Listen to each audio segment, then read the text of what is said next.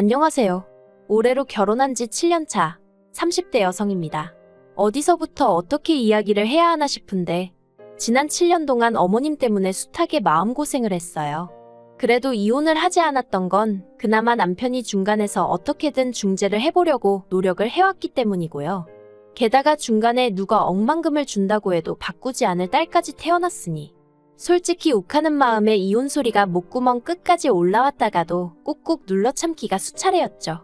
하지만 더는 어머님의 억지를 참아낼 인내심이 저에게 남아있지 않네요.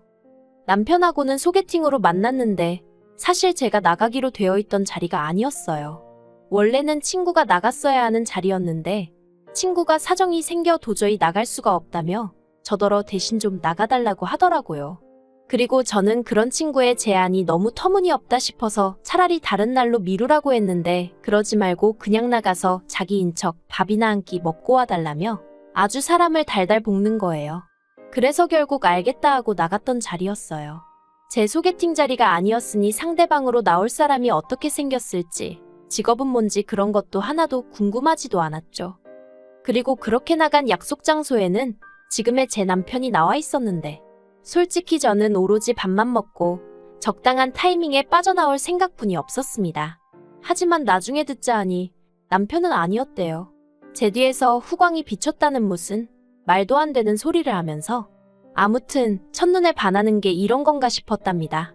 그리고 그래서였는지 엄청나게 적극적으로 나왔는데 좀 부담스럽더라고요. 솔직히 제 자리가 아니었다 생각하니 이래저래 엮이기는 싫었어요. 그래서 애프터 신청을 해왔을 때 제가 소개팅 자리에 나가게 된 경위를 설명하고 사과를 했죠. 그런데 남편이 그게 뭐가 중요하냐면서 자기는 제가 너무 마음에 들었다는 거예요. 그리고 친구에게 상황 설명을 하니 친구도 자기랑 그 사람이랑 사귄 것도 아닌데 어떠냐면서 이참에 저더러 연애 좀 하라나요? 아무튼 그래서 남편을 몇 번 더 만나 정식으로 교제를 시작하고 만난 지 2년 만에 부부의 영까지 맺게 되었네요. 남편이나 저나 결혼 당시 이미 30이 넘었었기에 따로 신혼을 가질 생각은 없었습니다. 아이를 바로 갖겠다는 계획도 없었지만 1년은 둘만의 시간을 보내겠어 뭐 이런 것도 아니었던 거죠. 그런데 어째서인지 결혼한 지 3년이 되도록 아이가 생기질 않는 거예요. 그리고 이 무렵엔 느긋한 성격인 저도 조바심이 나기 시작하더군요. 특히나 어머님께서 이모님 자녀분의 임신 소식이 들려오니 그때부터 족보가 꼬인다는 알 수 없는 이야기를 하시며 짜증을 내시는 일도 잦아졌고요. 그러다 하루는 어머님께서 저에게 연락을 해오셨습니다. 그리고는 웬 산부인과를 하나 알려주시면서 여기 가서 어머님 소개로 왔다 하고 검사를 받고 오라는 거예요. 그래서 제가 무슨 검사를 받으러 산부인과에 가라고 하시는 거냐? 나는 이미 매년 건강검진을 받고 있다. 말씀을 드렸지만 들은 채도 안 하시대요. 그리고는 무조건 당신이 말한 병원에 가서 검사를 받으라는데 그때 느낌이 쎄한 게 저희 부부 사이에 애가 안 생기는 이유가 나 때문이라고 생각하시는구나. 느낌이 딱 오더라고요. 그런데 저는 정말 마음에 걸리는 게 하나도 없었거든요. 그래서 어머님께 그렇게 걱정되시면 같이 가자 했습니다. 그리고 이참에 아예 불임 클리닉으로 가자 하여 남편까지 데리고 가자고 했죠. 그런데 이 이야기를 전해 들은 남편이 노발대발 난리도 아니었어요. 자기는 그런 검사 받기 싫다. 애가 때가 되면 생길 수도 있고 안 생기면 또 어떠냐면서 수치스럽다느니 그 검사를 받는다고 안 생기던 애가 갑자기 생기겠냐며 이리 빼고 저리 빼고 왜 저러나 싶더라니까요. 하지만 결론부터 이야기하자면 결국엔 병원에 갔어요. 남편이 너무 정색을 하니까 어머님의 의도를 떠나서 제가 더 어떻게든 남편을 데리고 병원에 가야겠다는 생각밖에 안 들었거든요. 그리고 병원에서 듣게 된 소식은 충격이었습니다. 아니 사실 이리저리 어떻게든 검사는 안 받으려고 안간힘을 쓰는 남편을 보면서 뭔가 있긴 있구나 싶었는데 그래도 충격적이더라고요. 그동안 애가 생기지 않았던 이유는 남편 정자에 문제가 있었기 때문이라는 거예요. 하지만 제가 더 충격을 받았던 이유는 남편이 이미 그 이유를 알고 있었다는 거죠. 제가 남편한테 어떻게 그런 중요한 이야기를 나에게 안 할 수가 있냐 했더니 자기도 알게 된 지 얼마 안 됐다 하면서 뭐라고 말을 했어야 하냐며 오히려 화를 내더라고요. 남자로서 수치스러웠다. 제가 이혼하자고 할까봐 두려웠다. 부모님하고 장인 장모님께는 뭐라고 말씀을 드리냐. 자기도 하루하루가 죽을 맛이었다나요? 정말이지 어이없고 속 터지고 환장할 노릇이었죠. 그리고 이 이야기를 전해 들은 어머님은 정말 말 그대로 그 자리에서 주저앉으시더라고요. 몇 번이나 그럴 리가 없다, 그럴 리가 없다 하시면서 말해요. 그래도 저는 포기하지 않았어요. 의사 선생님이 말씀하시길 아예 가능성이 없는 건 아니라고 했기에 계속해서 시도해보기로 했거든요. 그리고 그때부턴 정말 병원에서 하라는 건 다 했어요. 저는 사실 제가 그렇게 아이를 원한다고 생각해 본 적은 없었거든요. 그런데 남편 상태가 그렇다고 하니까 오히려 오기가 낙이라도 한 건지 어떻게든 하나는 꼭 낳고 싶어지대요. 그리고 제 절실함이 하늘에 닿았던 건지 저는 꼭 1년 만에 임신을 했습니다. 제가 구구절절 적지 않아 그렇지 그 과정은 기대와 실망의 연속이었고 아무튼 무척이나 힘들었어요.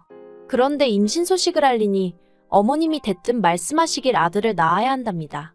그래서 제가 요새 그런 게 어딨냐, 저는 딸이든 아들이든 상관없다 했더니 그건 제 생각이고 당신은 상관이 있다면서 무조건 아들을 낳는다고 생각하라대요. 그리고는 그때부터 걸핏하면 저더러 어느 지역에 가서 무슨 돌멩이를 만지고 오라질 않나? 성분도 모르신다면서 대뜸 아들 낳는 약이라고 먹으라고 들이대시질 않나? 곤혹스러운 순간의 연속이었어요.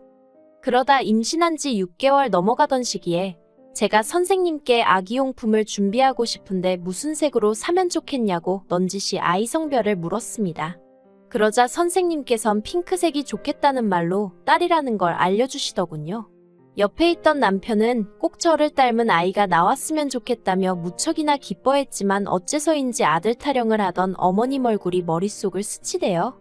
그리고 아니나 다를까 제가 어떻게 말릴 새도 없이 남편이 시부모님께 손녀를 보게 되실 거라며 소식을 전했고 어머님은 아주 난리를 치셨습니다. 당신이 그렇게 아들을 낳아야 한다고 하지 않았냐면서 저더러 왜 시키는 대로 안 했냐고. 이게 다 성의가 부족해서 그런 거라나요?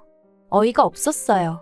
하지만 뱃속에 아이가 듣고 있겠다 싶어서 처음엔 어머님께 어떻게 성별을 어머님이나 제가 마음대로 정할 수 있냐고. 기왕 손녀를 보게 되셨으니 손자 얘기는 그만하시고 앞으로 저희 딸 많이 예뻐해달라고 조근조근 말씀을 드렸습니다. 하지만 어머님도 그쯤에서 그만하셨으면 좋았을 텐데 계속해서 억지를 쓰시더라고요. 이게 다 제가 조상의 지혜를 무시한 탓이라면서 말이죠. 그래서 결국 참다 못한 제가 그렇게 지혜로우신 어머님께선 어쩌다 저희 남편을 정자도 제대로 못 만들어내는 인간으로 키우셨냐고 한마디 해버렸어요. 저도 말이 안 된다는 건 알고 있었지만 화가 나니까 아무 말이나 해버린 거죠. 아무튼 그랬더니 아버님은 기가 막힌다는 듯 혀만 몇 번 차시다 방으로 들어가셨고 어머님은 어머님대로 저더러 못하는 소리가 없다면서 악을 쓰시고 그나마 남편만 웃는 건지 우는 건지 자기가 죄인이라며 저더러 이제 그만 집에 가자 하대요. 그래서 남편 손잡고 집에 왔고 그때부터 지금까지 어머님 아버님과는 꼭 필요할 때가 아니면 안 보고 사는 사이가 되었어요. 참고로 제가 아이를 낳았을 때도 아버님만 잠깐 오셔서 보고 가셨고 어머님은 손녀는 필요 없다며 안 오셨지요. 한편 작년 겨울에 시동생이 이혼을 했습니다. 성격 차이라고 했는데 두 사람 사이의 일을 제가 어떻게 알겠어요. 다만 보통은 아이 양육권은 엄마가 가져간다고들 하던데 어째서인지 시동생네는 시동생이 아이 양육권을 갖게 되었더군요.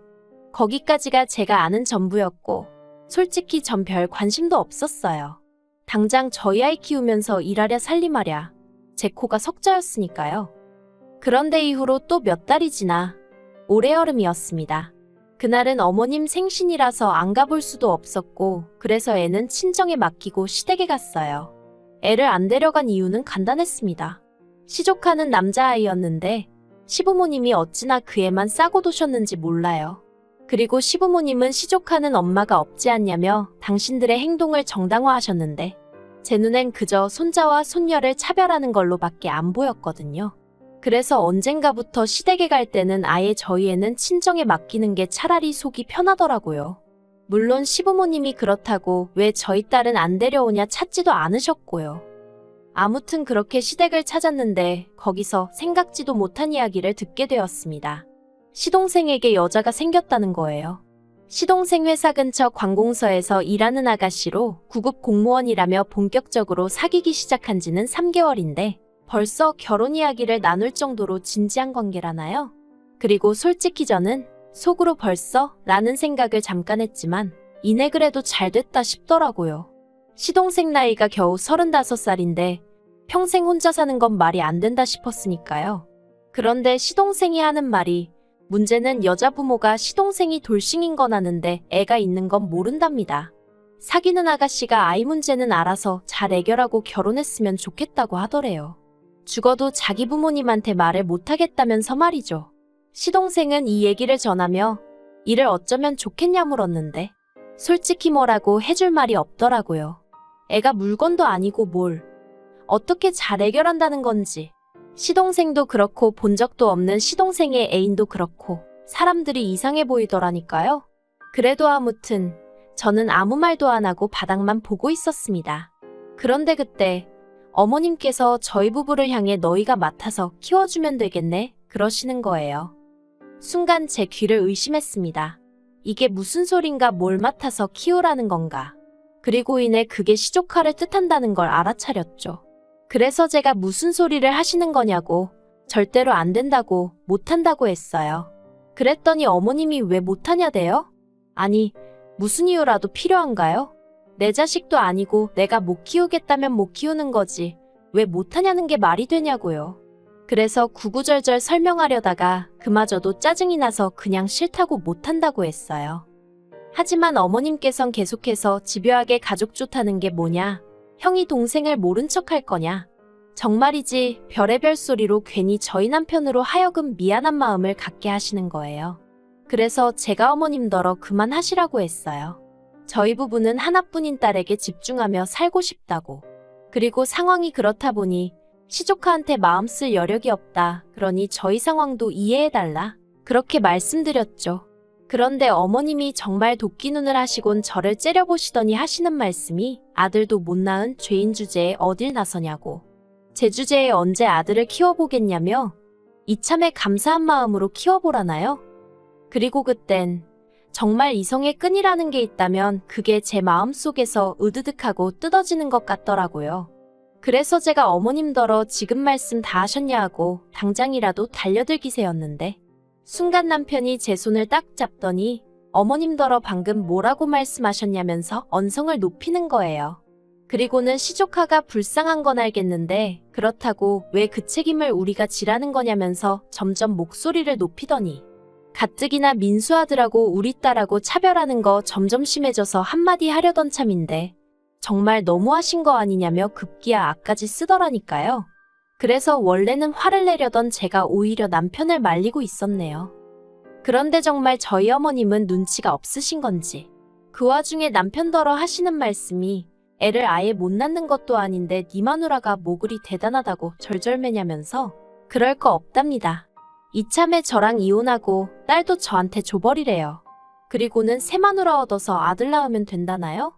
정말이지 바로 옆에서 제가 두 눈 시퍼렇게 뜨고 있는데 그런 소리를 하시대요. 전 솔직히 어머님이 진짜 노망이라도 나신 건가 싶었습니다. 그런데 그때 남편이 정말 부들부들 떨면서 어머님한테 미쳤냐고 그러는 거예요. 자기한테는 제가 은인이자고 원자나 다름없는데 어머니가 뭔데 함부로 버려라 마라 그런 소리를 하시냐면서. 그리고는 어머님한테 어머님 곁에는 아버지도 계시고 민수도 있고 끔찍히 아끼시는 손자도 있으니 얼마나 다행인지 모르겠다면서 자기한테는 저하고 저희 딸이 있으니 걱정 말라대요. 그리고는 앞으로는 자기 죽었다 생각하고 사시라고 딱 허리 90도로 숙여서 인사드리고 나오는데 괜히 제가 다 소름이 끼치더라니까요. 그리고 이튿날 어머님이 제 회사로 찾아오셔서는 1층에서 고래고래 소리를 찌르시고 난리도 아니었습니다. 제 이름 석자를 부르짖으며 제가 모자 사이를 다 갈라놨다고 제 이간질 때문에 아들하고 생이별을 하게 되었다면서요. 환장하겠더라고요. 그래도 일단은 회사 경비원들이 어머님을 밖으로 내쫓기도 했고 제가 경찰도 불러서 소라는 어느 정도 진정이 되었는데 너무 분하고 쪽팔리고 미치겠는 거예요. 그래서 어머님을 명예훼손으로 고소하려니까 직계존속이라고 그것도 안 된다고 그러고 그래서 결심했죠. 저도 더 독하게 어머님하고 영 끊고 살겠다고 말이에요. 사실 연애 때도 그렇고 처음 인사드릴 때도 그렇고 아들 타령은 고사하고 손자의 시옷자도 말씀하신 적 없으셨어요. 그래서 어머님이 저렇게 손자에 집착하시는 모습을 보곤 저도 얼마나 놀랐는지.